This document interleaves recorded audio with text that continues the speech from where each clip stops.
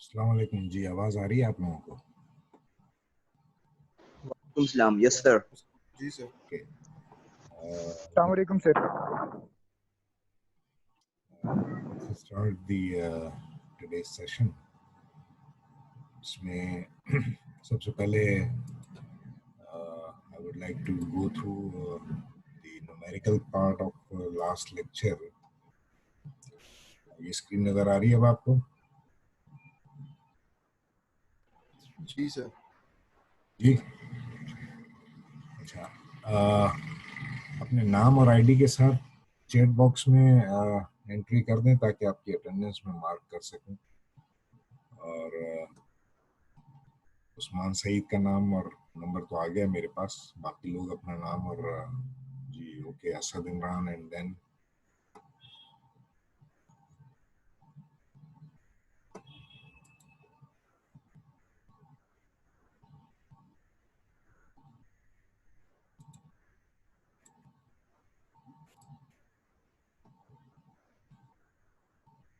Okay 3 लोग हैं, 4 लोग हैं, कितने हैं? एक और है, कौन कौन रह गया अब?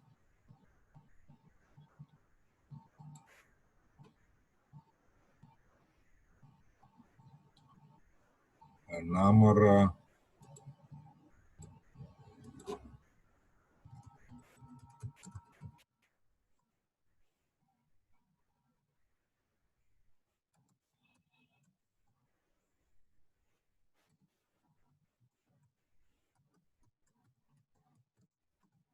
पिछले लेक्चर में से कोई बात ऐसी है जो आपको पूछनी है और कोई समझ में नहीं आई हो, ऐसी कोई बात? इज देयर एनीथिंग, कोई भी ऐसा सवाल जो कि पिछली क्लास में रह गया हो? तो इससे ये होगा कि मैं आपको वो एक्सप्लेन कर दूंगा and then we will have session started. Ji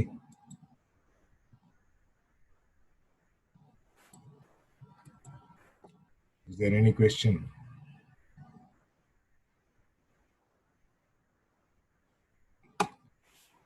no sir. आप तो दे दे कम से कम थोड़ा सा।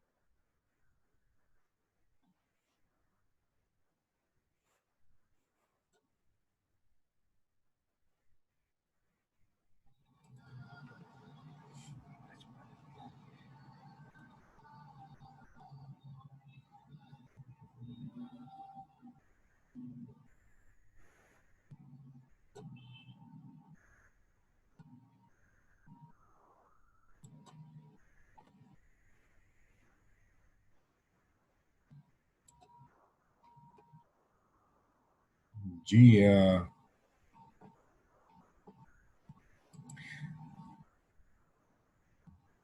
स्क्रीन नजर आ रही है अब? Yes sir, आ रही है। Yes sir. ओके। सवाल ये आया है, 2-3 सवाल हैं, एक दो सवाल है। Is government take action if any industry earn trillion rupees with minimum number of workers like which is common in our Pakistan?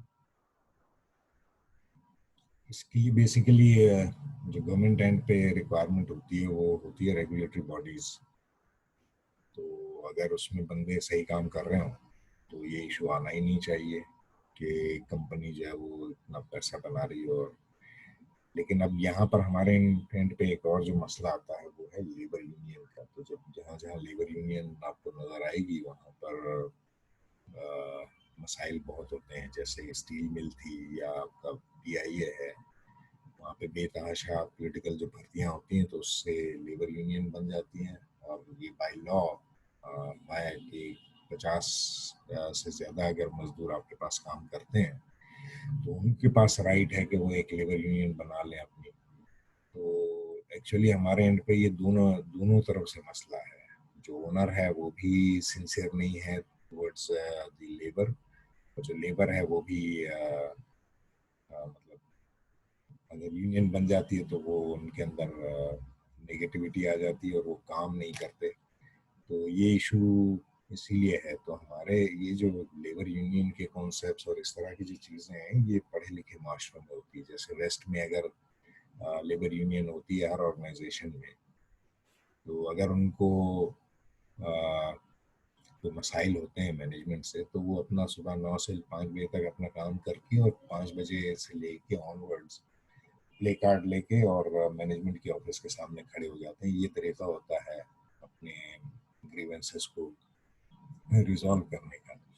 और हमारे यहाँ मसला ये होता है कि वो ट्रक लेके उठा के और बीच सड़क पे खड़ी कर देंगे। मतलब जिनका उससे न लेना न देना, जो जनरल पब्लिक है वो उसके मसाइल तो हल नहीं करेगी, वो तो गवर्नमेंट करेगी। लेकिन गवर्नमेंट खुद चूंकि 2 नंबर है तो वो काम नहीं करती है। जब गवर्नमेंट काम नहीं करती है तो इस जो लोग होते हैं वो सड़कों पे आते हैं और इस तरह से लोगों को तकलीफ में डाल के और अपने मसाइल को हल करवाते हैं। तो ये हमारे एंड पे ये मसाइल हैं। तो 50 से ऊपर, तो अब ये जो ट्रिलियन रुपीस की जो बात करते हैं तो वो उसका इन्होंने हल ये निकाला कि लेबर यूनियन से बचने के लिए उन्होंने इसको आउटसोर्स कर दिया। आउटसोर्स करने का मतलब ये है कि जो ठेकेदार होते हैं ना उनको उन्होंने हायर किया, उनसे कहा कि जी आप हमें आज के दिन के लिए इतनी लेबर दें।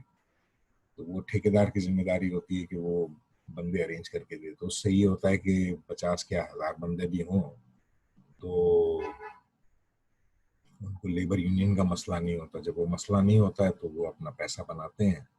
और जो अब उसमें फिर वो बुक ऑफ अकाउंट्स जो होती है वो दो बुक्स मेंटेन करते हैं। एक होती है ऑफिस में रखने के लिए जो गवर्नमेंट को दिखाने के लिए होती है जिसमें, और एक होती है उनके घर पे जो घर वाली होती है वो ओरिजिनल होती है जिसमें हर चीज़ का हिसाब किताब होता है। जो ऑफिस में रखी जाती है उसमें बहुत सारी जगहों पे वो डंडियाँ मारते हैं ताकि उनको कम से कम टैक्स पे करना पड़े। और ये होता क्यों है? इसीलिए होता है कि जो पैसा आप गवर्नमेंट को पे करते हैं एज ए टैक्स तो वो आपको नज़र नहीं आता इस्तेमाल होता हुआ। तो फिर आपको ये होता है कि अगर मुझे पैसा, जो मैं पैसा दे रहा हूँ गवर्नमेंट को, वो लोग अपने अल्ले तल्ले और अय्याशियों में इस्तेमाल करते हैं, तो फिर हम इनको क्यों पैसा दें गवर्नमेंट को? तो इसलिए लोग यहाँ पर टैक्स चोरी और ये सारी चीज़ें करते हैं। वेस्ट में इस तरह नहीं होता। उसमें चाहे आप काम करें या ना करें आपको हर हाल में टैक्स फाइल करना होता है। यहाँ पर इन्होंने इतनी कोशिश की पिछले दिनों, तो सारे जो ताजिर थे वो सब उन्होंने हड़तालें शुरू कर दी। उन्होंने कहा हम तो काम नहीं करेंगे, तो अपने मुतालबात उन्होंने मनवा लिए इस तरह से। तो यहाँ ये जो है ना प्रेशर टेक्टिक्स और ये सारी चीज़ें यूज होती हैं। तो ये मसाइल हैं और ये मसाइल रहेंगे यहाँ पर। उसके बाद सवाल ये कि because there are so many industries in Pakistan there is no concept of, ये अंग्रेजी थोड़ी सी सही करें, बहुत बुरी हालत है। इस तरह की अंग्रेजी सही नहीं है।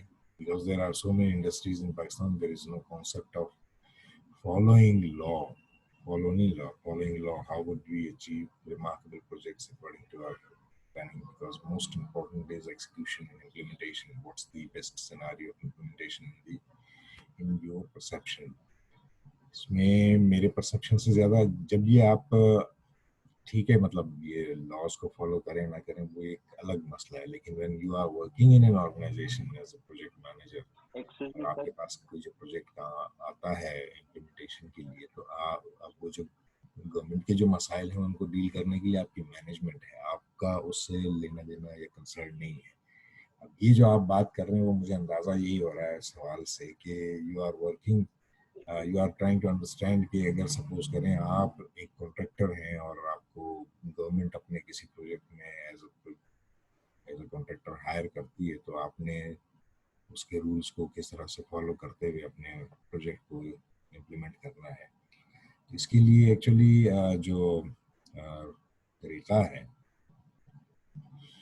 वो ये है कि इसमें जिस तरह हमारे इन्वायरमेंट में रिश्वत और ये सारी चीज़ें चलती हैं, तो इसके लिए जो आपकी जो बजटिंग होती है उसमें पैसा रखा जाता है, जिसको उर्दू में कहा जाए कि जैसा देश वैसा भेस, या अंग्रेजी में कहते हैं कि when you are in Rome do as Romans do। तो अभी भी आवाज नहीं आ रही है क्या?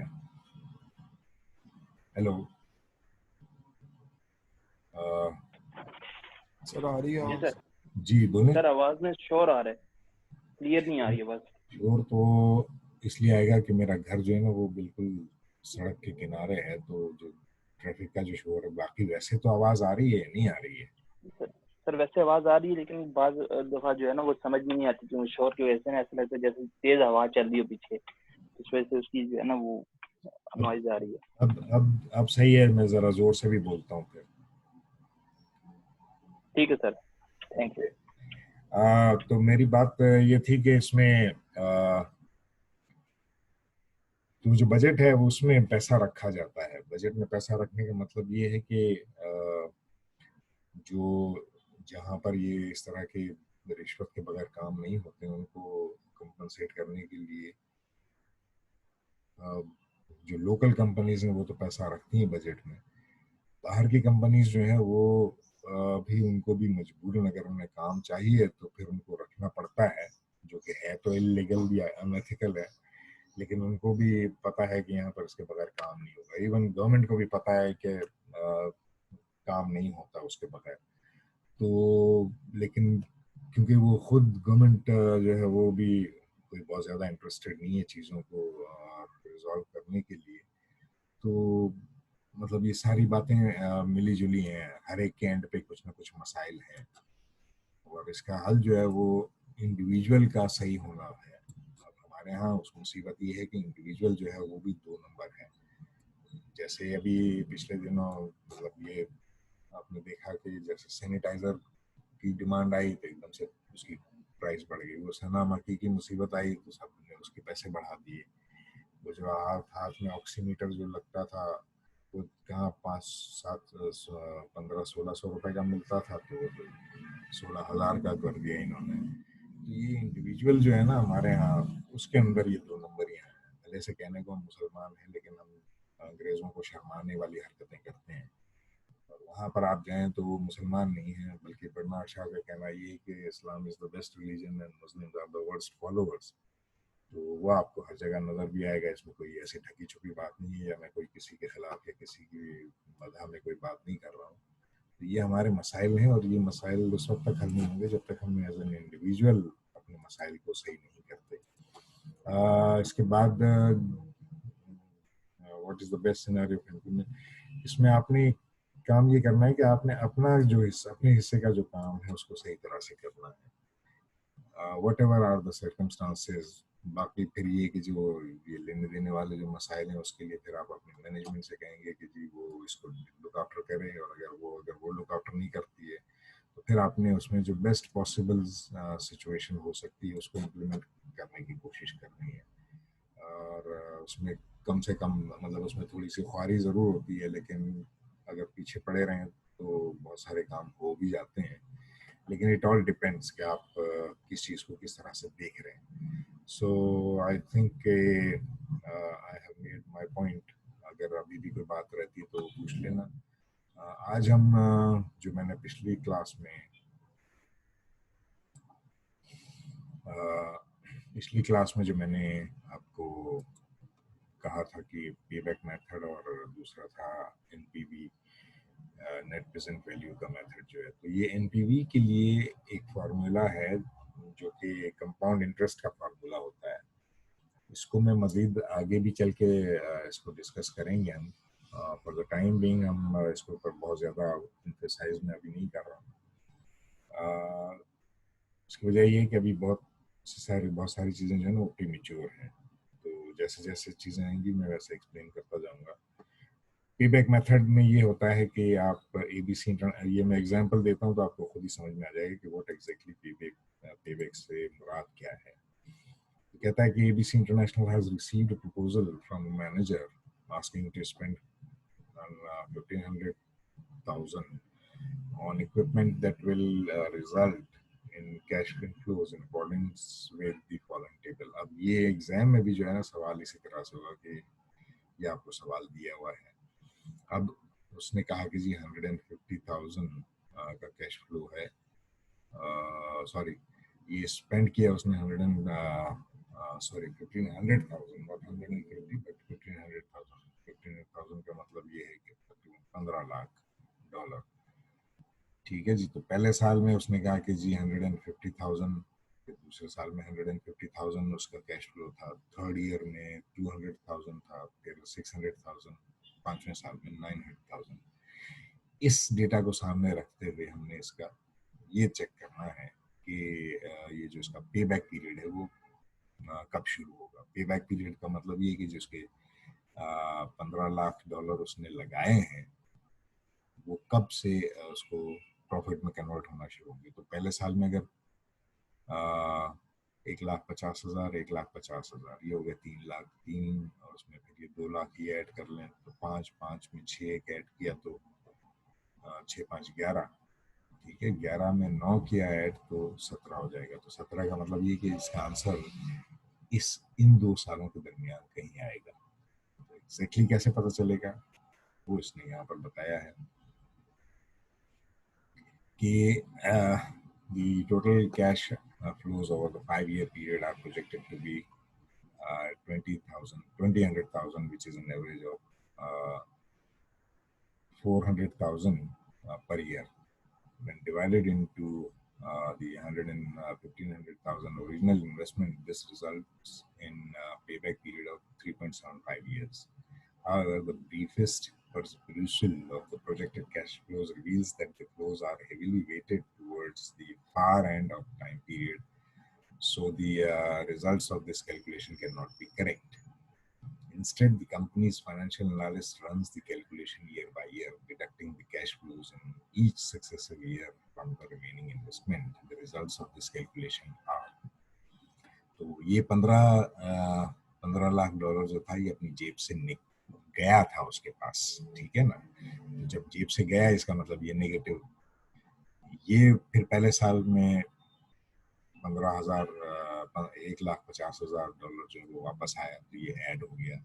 जब इसमें से इसको माइनस किया तो ये बचा, फिर इसमें से इसको माइनस किया तो ये बचा, इसमें से फिर इसको माइनस किया ये बचा, इसमें से इसको माइनस किया तो ये बचा।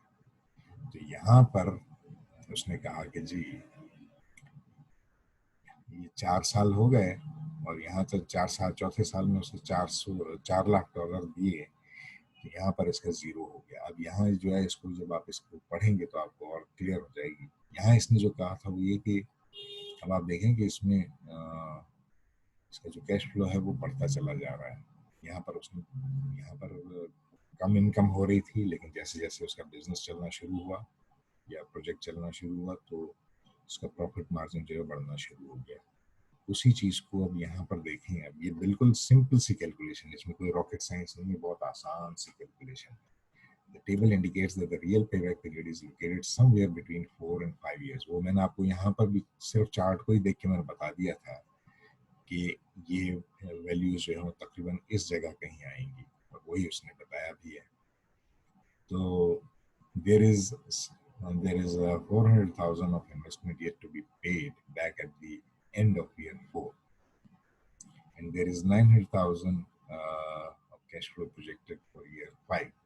The analyst assumes that the same monthly amount of cash flow in year 5, which means that he can estimate final payback as being just short of 4.5 years.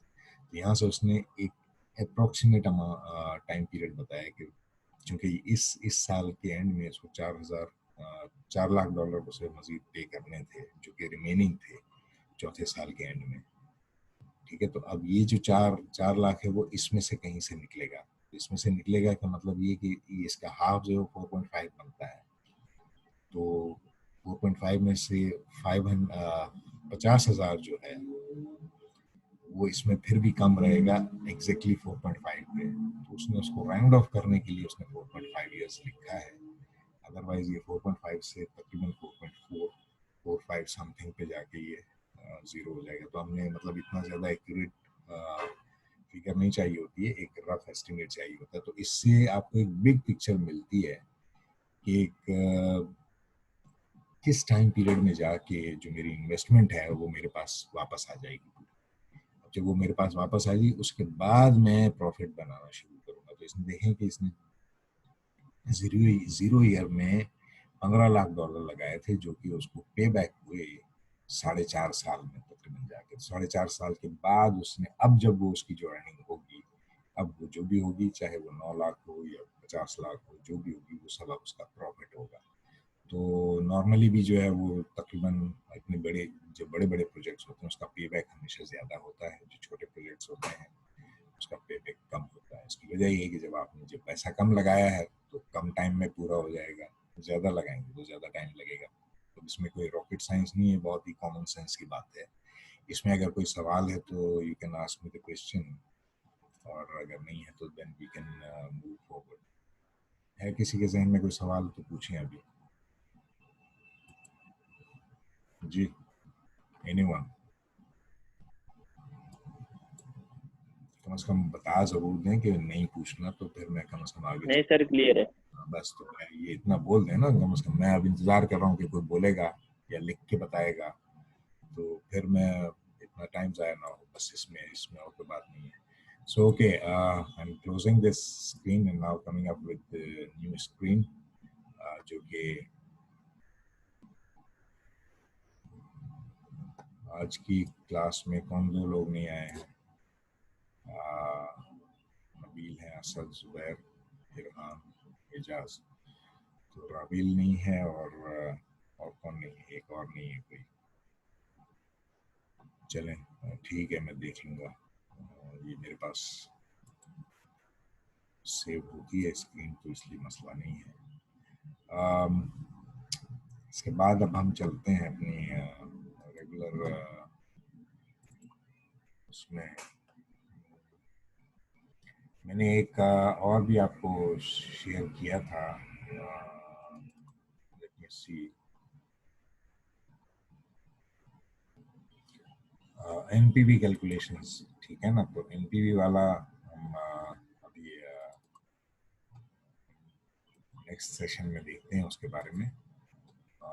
फिलहाल मैं अभी चलता हूँ आपका चैप्टर 3 के बारे में। अच्छा, इससे पहले कि मैं चैप्टर 3 पे जाऊँ, सर आपकी आवाज नहीं आ रही सर। मैं बोल रहा हूँ,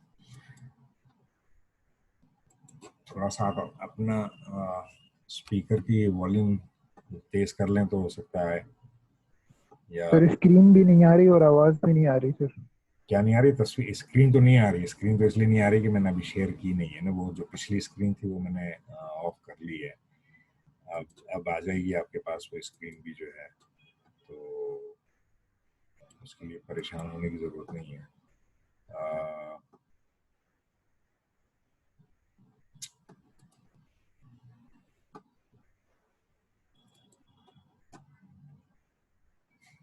ओके, लेट मी, यहाँ पर भी मेरे पास भी क्यों नहीं आ रही है? ये तो बात नहीं बननी चाहिए इस तरह से। तो ओके, आ गई। ठीक है, अब स्क्रीन आ गई आपके सामने जी? यस सर, आ गई। हो गई। सो दिस इज चैप्टर 3। अब चैप्टर 3 शुरू करने से पहले मैं आपको जो चीज़ बताना चाह रहा था वो ये है कि जो मैंने आपको कहा है, नेक्स्ट वेडनेसडे, थर्सडे, हम हर वेडनेसडे थर्सडे में we will be having one quiz. मैंने उसकी डिटेल जो है वो उसमें डाल दी है। मैं आज उसको विजिबल कर दूंगा आपके पास। उसके साथ मैंने जो जिस टॉपिक में से एमसीक्यूज होंगे वो भी मैंने लिख दिया है। तो वेडनेसडेज और थर्सडेज उसमें 12:15 से 12:30 तक आपका क्विज होगा। तो इसके लिए आपने प्रिपेयर करना है। उसमें हर क्विज के साथ मैंने उसका टॉपिक भी लिख दिया है। तो अब ये नहीं होगा कि आप बार बार आपको पूछना पड़े कि कहाँ से आएगा और क्या कौन सा। वो 25 सर आपकी आवाज नहीं आ रही, अब स्क्रीन आना शुरू हो गई है, आवाज नहीं आ रही सर। अभी भी नहीं आ रही है? मैं तो मतलब इस पे तो मैंने वॉल्यूम तो पूरा रखा हुआ है। मैं दोबारा जरा चेक करूँ इसमें।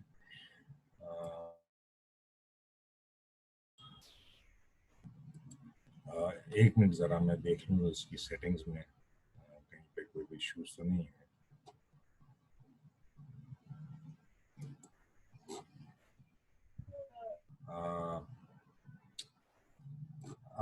अब ज़रा मुझे बताएं, अब आ रही है आवाज़? मैंने वॉल्यूम तो पूरा फुल कर दिया है इसका। जी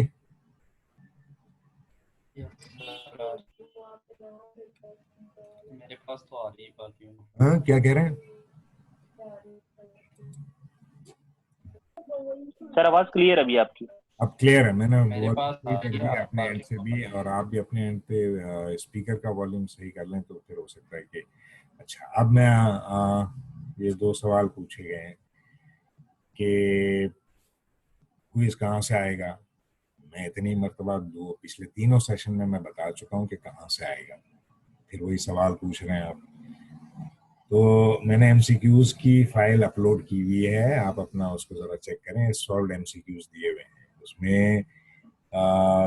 उसमें आपको जो मैं इसका लिंक है वो मैंने ऑलरेडी शेयर किया हुआ है, मतलब पूरी फाइल फोल्डर जो है ना वो आपको उसमें शेयर किया हुआ है। और जो मैंने लिखा है आपके MIS के ऊपर, तो उसमें कहाँ से किस किस टॉपिक से रिलेटेड सवाल आएंगे वो भी मैंने दिया हुआ है वहाँ पर। फ्रेमवर्क है, पहला जो क्विज होगा वो फ्रेमवर्क से आएगा। फ्रेमवर्क में और जो बाकी जो जितने भी हैं सब में 25-25 सवाल दिए हुए हैं। उन 25 में से कोई से 20 सवाल होंगे। नहीं, ये गूगल फॉर्म नहीं होगा, LMS में ही होगा। और ये LMS में आपका जो है आपकी ऑनलाइन होगा। और जैसे ही आप इसको कंप्लीट करेंगे आपको पता चल जाएगा कि आपके कितने नंबर आए हैं, क्योंकि उसमें उसकी सबमिशन इसी तरह से होती है 15 मिनट का टाइम, लेकिन मैंने 20 मिनट इसलिए रखे हैं, सॉरी 20 सवाल इसलिए रखे हैं कि एक आध सवाल शायद उसमें आपको उसमें कुछ प्रॉब्लम होती है जब इसको मैं अपलोड करता हूँ। तो एक आध सवाल अगर वो मिस भी होता है तो वो तो भी कोई बात नहीं है। आपको नंबर 15 के ही, अगर आप 15 से ज्यादा होंगे तो वो नंबर्स जो है वो आपके आगे पीछे जो है वो कंपनसेट करने की कोशिश करूंगा मैं। जो टोटल है मेरा प्लान वो ये है कि 9 क्विजेस होंगे, और उन 9 में से मैंने हर एक को CLO 1, 2 और 3 के ऊपर डिवाइड किया हुआ है। तो आपके तीन तीन CLOs उसमें कवर हो रहे होंगे। तो उन 3 में से जिसमें आपका जो बेस्ट होगा वो आपका काउंट करूंगा मैं। तो जैसे CLO 1 के जो तीन क्विजेज होंगे, उसमें से जो 3 में से जो बेस्ट होगा वो आपका फाइनल के हवाले से काउंट होगा। बाकी आपको इसलिए परेशान होने की जरूरत नहीं, कोशिश करें उसमें, क्योंकि सवालात मुश्किल जरूर हैं, लेकिन इन मुश्किल सवालात को मैं इसलिए दे रहा हूँ कि अगर आपने इसको इसी बहाने ही कम से कम पढ़ लेंगे तो उससे फायदा ये होगा कि आपको इश्यूज नहीं आएंगे। इश्यूज किस तरह के? इश्यूज इस तरह के कि मतलब आप जैसे इंडस्ट्री में जाएंगे तो वहां पर आपको ये प्रॉब्लम नहीं होगी कि जी यार ये तो हमने कभी पढ़ा नहीं है, हमें तो पता ही नहीं है कि ये होता क्या है। इस तरह के मसाइल नहीं आएंगे।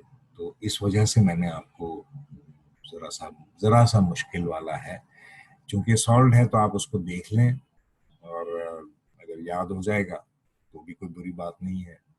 तो होपफुली, क्योंकि ये एक्सरसाइज मैं पिछले सेमेस्टर में कर चुका हूँ,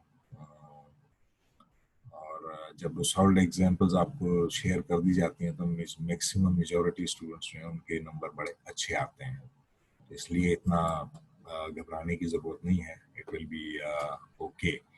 so let's start this chapter 3। और अब हमारे पास टाइम जो है वो तकरीबन 10 मिनट का रह गया, but anyways we will try to continue. तो ये है ऑर्गेनाइजेशन स्ट्रक्चर एंड कल्चर। पिछले क्लास में भी कल्चर के हवाले से थोड़ी सी डिस्कशन हुई थी, अब इसमें थोड़ा सा हम इसको जरा ज्यादा डील करेंगे। तो दिस इज द डायग्राम जो कि पिछले उसमें आपने देखी होगी। This is the third chapter which we are dealing with. और इसके बाद फिर अब ये इस तरह से चलेगा, 6 के बाद ये 7 आएगा, फिर ये 8, 9, और इस 9 के बाद 10 यहाँ पर आ जाता है। तो प्रोबेबली जो हमारी मेरी कोशिश ये है कि मैं इसको इस तरह से लेके चलूँ।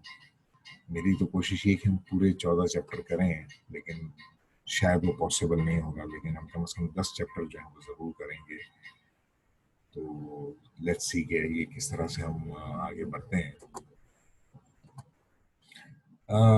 Challenges to organizing projects. The uniqueness and short duration of projects relative to ongoing longer-term organizational activities, the multidisciplinary and cross-functional nature of projects creates authority and responsibility dilemma. Dilemma कहते हैं ऐसा, इसको उर्दू में अगर बिल्कुल इसका एग्जैक्ट ट्रांसलेशन करें dilemma का, तो वो कहलाता है दोराहा। मतलब आप ऐसे दोराहे पे खड़े होते हैं कि जहाँ पर आप को दोनों चीज़ों को बैलेंस करना होता है। जैसे इस तस्वीर में भी आपको नज़र आ रहा है कि ये ओनर है और ये आपका एम्प्लॉई है। तो ये दोनों जब तक इसको प्रॉपरली नहीं चलाएंगे, अब इसमें देखें कि इसके पास इन्होंने ये जो इसका जो साइज है ये छोटा रखा है, और इसने अपना ये वाला ये जो लीवर है इसको ज़्यादा बड़ा रखा। तो इसको फोर्स कम लगानी पड़ती है, इसको ज़्यादा लगानी पड़ती है। उसकी वजह क्या है? इसकी वजह यह है कि जो नीचे वाला तबका होता है वो बेसिकली लेबर क्लास कंसिडर होती है मैनेजमेंट के सामने। अब आप जब एज अ प्रोजेक्ट मैनेजर काम कर रहे होते हैं तो आपने इस बैलेंस को क्रिएट करना होता है। इसको बैलेंस को क्रिएट करने के लिए आपको ये लीवर जो है बिल्कुल सेंटर पे रखना पड़ेगा, तब आप दोनों, ताकि उसको ये फीलिंग ना हो कि मैं ज़्यादा काम कर रहा हूँ और ये कम काम कर रहा है लेकिन तनख्वाह ये ज़्यादा ले रहा है। तो ये हमारे यहाँ ये आपको अक्सर ये देखा भी होगा कि लोगों के अंदर जो है वो इस हवाले से बददिली पैदा होती है। उसका रीज़न यही है कि जो देखने वाला है उसको यही होता है कि मेहनत मैं ज़्यादा कर रहा हूँ, पैसे ये ज़्यादा लेके जा रहा है। तो इस वजह से भी ये मसाइल आते हैं, ये डिलेमा है। तो आपने इसमें अथॉरिटी और रिस्पॉन्सिबिलिटी, जिसकी जितनी अथॉरिटी है उसकी रिस्पॉन्सिबिलिटी ज़्यादा होती है। तो जो लेबर क्लास होती है उसकी नॉर्मली रिस्पॉन्सिबिलिटी कम होती है, इसलिए उससे मेहनत ज़्यादा करनी पड़ती है। जो ऊपर वाला है वो मेंटल वर्क करता है, नीचे वाला फिजिकल वर्क ज़्यादा करता है। तो जो मेंटल काम करने वाले लोग होते हैं उनको ज़्यादा थकावट होती है, उनको ज़्यादा स्ट्रेस लेना पड़ता है। तो उनका स्ट्रेस चूंकि नीचे वालों को नज़र नहीं आता, तो वो ये समझते हैं कि मेहनत हम कर रहे हैं, पैसे ये ज़्यादा कमा रहा है। तो ऐसा है नहीं।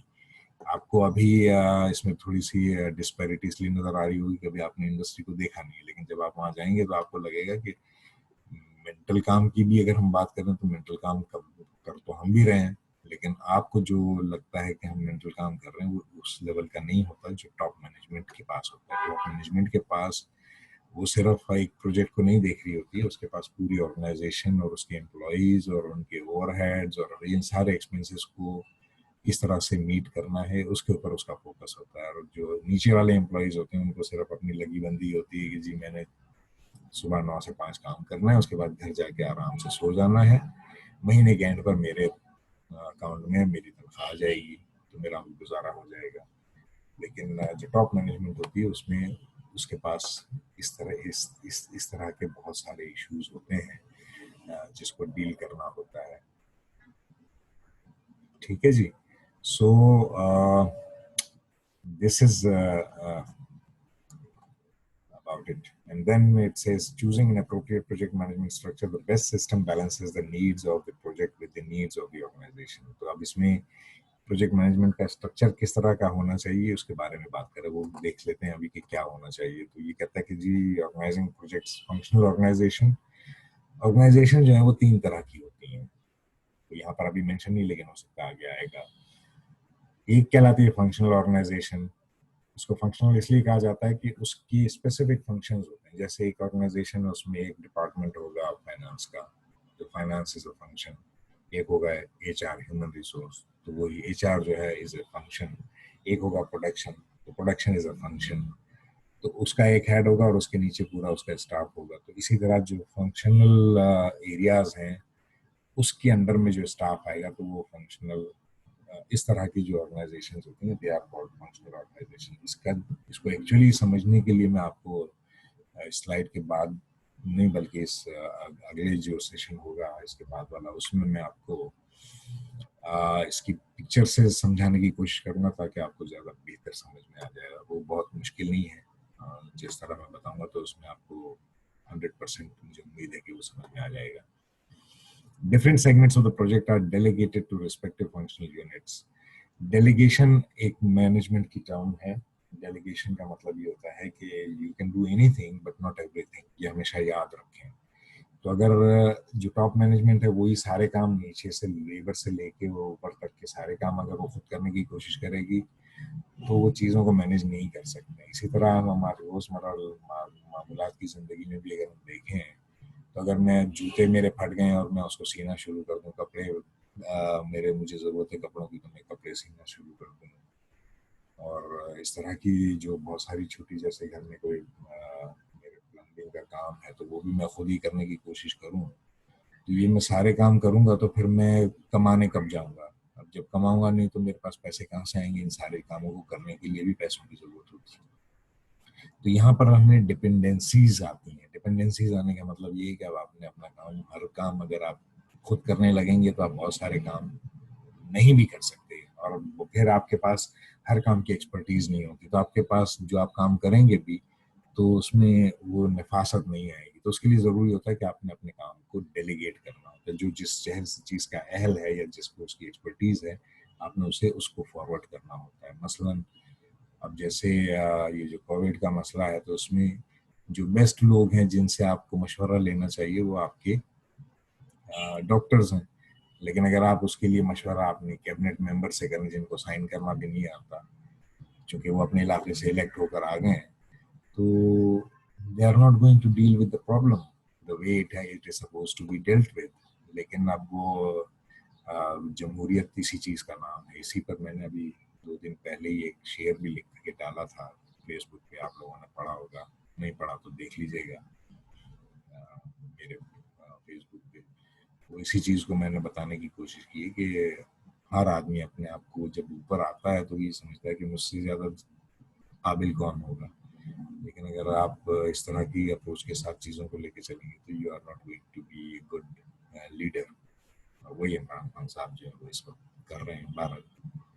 Coordination is maintained through normal management channels used when the interest of one functional area dominates the project, or one functional area has a dominant interest in the project success.